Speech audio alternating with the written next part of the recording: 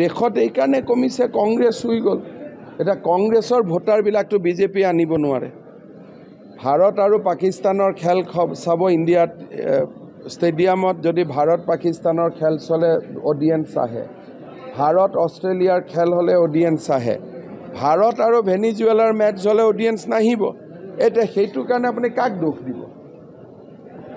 কংগ্ৰেছ ইমানেই উইক যে এতিয়া কংগ্ৰেছৰ ভোটাৰে এতিয়া নাহে অইনবাৰ আমাৰ অসমত যেতিয়া ইলেকশ্যন হয় যমুনামুখ সমষ্টিত ভোট বেছি হয় হোজাইত কম হয় এইবাৰ হোজাইত 83% হৈছে যমুনামুখত 80% আজিলৈকে ইমান ল' ভোটিং যমুনামুখত হোৱাই নাই তাৰ মানে কি বিজেপিৰ প্লেয়াৰে খেলি আছে কংগ্ৰেছৰ প্লেয়াৰৰ খেলিব ইচ্ছা নাই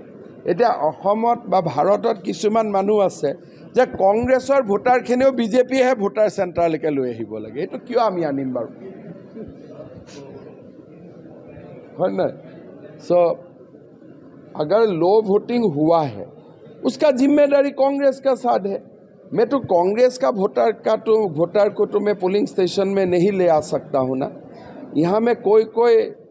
हमारा दिल्ली में बहुत विद्वान लोग हैं जो हम इको सिस्टम वाला लोग बोलता हूँ दिल्ली वाला नक्सलाइट अर्बन नक्सलाइट बोलता हूँ लो वोटिंग होने से भी वो बीजेपी का ही गलती है अभी बीजेपी का ये ठेका लगा है क्या हम कांग्रेस का वोटर्स को भी अपना घर से लेके आऊँ और वोटिंग दिलवा दो वोटिंग करवाओ क्या क्या क्वेश्चन पूछता है यार दिमाग में ही नहीं आते पाब बुली तो भाबा गईसे भोटर पिছত कम যমুনামুখত तो पाई गई যমুনামুখত मोर लगे जे आमी 40,000 পৰা 50,000 आमी माइनरिटी भोट पाइছো 2 लाख আছে भोट আমি 2 লাখ পোৱা নাই কিন্তু 40-50,000 মাইনৰিটি ভোট পোৱা বুলি এটা আমাৰ ইনিশিয়েল এছেছমেণ্ট আমাৰ হাতত আছে মেট্ৰিকৰ ৰিজাল্ট দিয়া হ'ল হাই সেকেন্ডাৰী ৰিজাল্ট দিব মানে ৰনোজ পেগু আছিল তেওঁ খুদি ল'ব মই আৰু একেদিন ৰিজাল্টত সোমোৱা নাই আৰু একেদিন মেচিনৰ ৰিজাল্টটোৱে লাগে আৰু প্ৰথম পৰ্যায়ত নিৰ্বাচন শেষ কৰিলে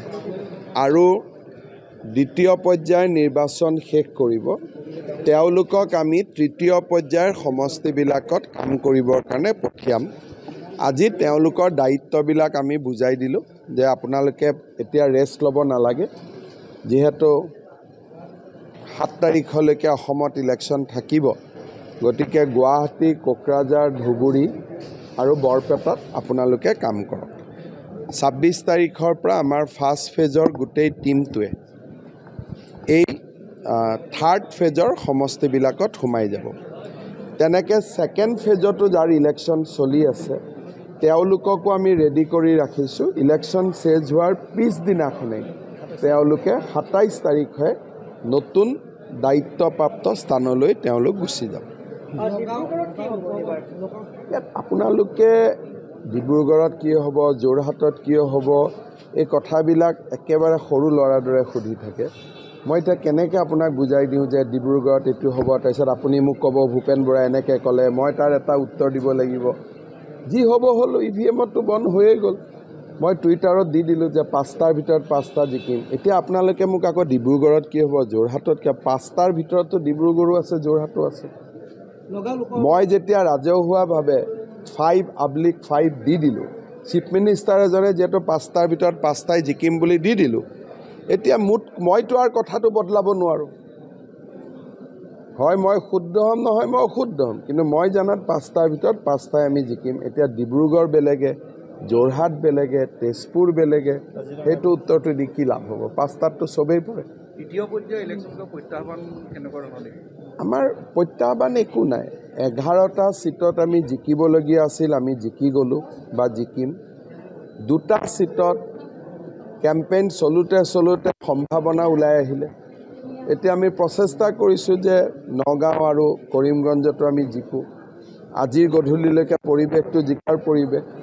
ইলেকশ্যনৰ ভোট দিয়াৰ পিছত গম পাম যে আমি জিকিলোঁ নে হাৰিলোঁ কিন্তু আমাৰ যিটো 11টা টাৰ্গেট তাত ক'তো লৰফৰ নহয় এক্সট্ৰা 13লৈকে আমি যাব পাৰিম নেকি তাৰ এটা আজি কম্পিটিশ্যন চলি আছে চব আমি প্ৰধানমন্ত্ৰীয়ে কি কয় সবকা সাথ সবকা বিকাশ এইটো কাৰ ইলেকশ্যন প্ৰধানমন্ত্ৰী ইলেকশ্যন গতিকে প্ৰধানমন্ত্ৰীৰ মেছেজটো ৰাইজৰ মাজত লৈ যোৱাটো আমাৰ দায়িত্ব। মোৰ ইলেকশ্যনত বিষয়টো বেলেগ, তেতিয়া সেইটো মোৰ ইলেকশ্যন বা ষ্টেটৰ ইলেকশ্যন। এইটো নেশ্যনেল ইলেকশ্যন। মোদীজীৰ কথা হ'ল সবকা সাথ, সবকা বিশ্বাস, সবকা প্ৰয়াস। গতিকে তেওঁৰ মেছেজটো আমি সকলো জেগাত লৈ গৈছোঁ। ভোট দিয়া নিদিয়া সেইটোতো মেচিনত থাকিব, সেইটোতো আপুনি ক'ব নোৱাৰে যে ভোট আজি দিবই বা কালি নিদিয়ে, এইটোতো মেচিনত ক'ব পাৰি। কিন্তু ভোট হৈ যোৱাৰ পিছত এটা ধাৰণা কৰিব পাৰি মানুহৰ যিমান ৰিডিং হয়। গতিকে হৈ যোৱা সমষ্টিত মই আপোনালোকক ক'ব পাৰিম, কিন্তু নোহোৱা সমষ্টিত ভোট নোহোৱালৈকে মই এইটো কথা ক'ব নোৱাৰোঁ যে নগাঁৱত জিকিলোৱে, কৰিমগঞ্জত জিকিলোৱে। কিন্তু আপুনি যদি মোক কয় ডিফুত জিকিলোৱে নেকি, জিকিলোঁ। দৰং ওদালগুৰিত জিকিলোৱে নেকি, জিকিলোঁ। আপুনি যদি মোক আমাৰ হাতত শিলচৰ জিকিলোঁ নেকি, আমি 100% জিকিলোঁ। কৰিমগঞ্জ আৰু নগাঁৱত সম্ভাৱনা উজ্জ্বল। কিন্তু অহা 26 তাৰিখে বেলটত ভোটটো নপৰালৈকে আমি ইমানেই কৈ থাকিম যে আমাৰ সম্ভাৱনা উজ্জ্বল। তাৰপিছত 26 তাৰিখে গধূলি আকৌ টুইট কৰি দিম মোলৈকে যিটো ৰিজাল্ট আহিব। ৰাহুল গান্ধীৰ কেম্পেইনিং কৰিছে, কেনেকুৱা দেখিছে? মই তাতে